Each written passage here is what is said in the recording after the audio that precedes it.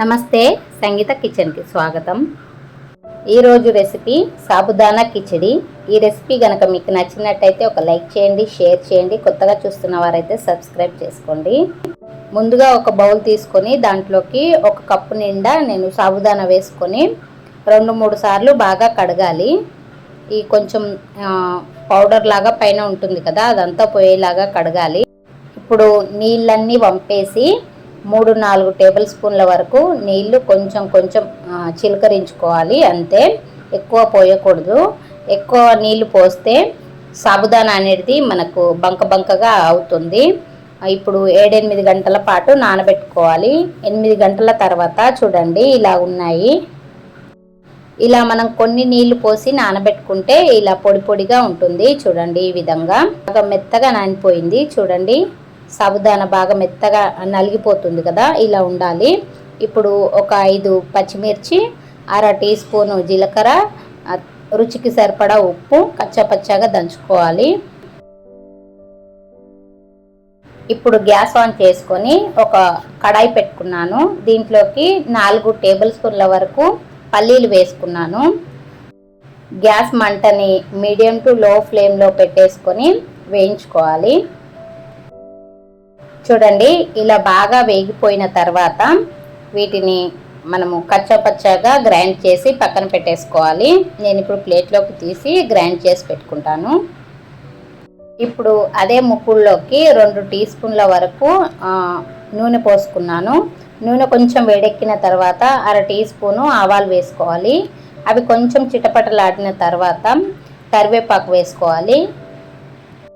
మేమైతే ఈ రెసిపీని ఎక్కువ శాతం ఉపవాసాలు, ఒక్క పొద్దులు లాంటివి ఉన్నప్పుడు తింటూ ఉంటాము. చూడండి కరివేపాకు వేగిపోయింది కదా, ఇప్పుడు మనము ముందుగా కచ్చాపచ్చాగా దంచిపెట్టుకున్న పచ్చిమిర్చి పేస్ట్ వేసి బాగా వేగనివ్వాలి. ఇది కొంచెం వేగిపోయిన తర్వాత సన్నగా కట్ చేసిన మీడియం సైజు ఒక బటాటా వేసేసుకుంటున్నాను. గ్యాస్ని మీడియం ఫ్లేమ్లో పెట్టేసుకొని 2-3 నిమిషాల పాటు మధ్యలో కలుపుతూ బటాటాని బాగా మగ్గనివ్వాలి. చూడండి బటాటా బాగా మగ్గిపోయిందా లేదా అనేది ఇలా ఒకటి నొక్కి చూస్తే మనకు తెలిసిపోతుంది. ఇప్పుడు దీంట్లోకి మనం ముందుగా నానబెట్టి పెట్టుకున్న సాబుదానా వేసి కలుపుకోవాలి. మధ్యలో కలుపుతూ 2-3 నిమిషాలు బాగా మగ్గనివ్వాలి. మనం వేసుకున్న సాబుదానా కొంచెం ట్రాన్స్పరెంట్గా అవుతాయి, అంతవరకు మనము మగ్గనివ్వాలి. చూడండి నేను ముందుగా వేసినప్పుడు ఆ కలర్లో ఉన్నాయి, బాగా మగ్గిపోయిన తర్వాత ఇలా ఉన్నాయి సాబుదానా. చూడండి ఇలా బాగా మగ్గిపోయిన తర్వాత మనము ముందుగా గ్రైండ్ చేసి పెట్టుకున్న పల్లి పొడిని వేసేసుకోవాలి. ఇది ముందుగా వేసుకుంటే మనకు ఈ కిచిడి అనేది మాడిపోతుంది, కాబట్టి సాబుదానా బాగా మగ్గిపోయిన తర్వాతే మనం ఈ పల్లి పొడి వేసి కలుపుకోవాలి. ఈ పల్లి పొడి సాబుదానాకి బాగా పట్టుకొని సాబుదానా అంతా విడివిడిగా అవుతుంది, పొడిలాగా. అలా అయ్యేంత వరకు మనము మధ్యలో కలుపుతూ దీన్ని మగ్గనివ్వాలి.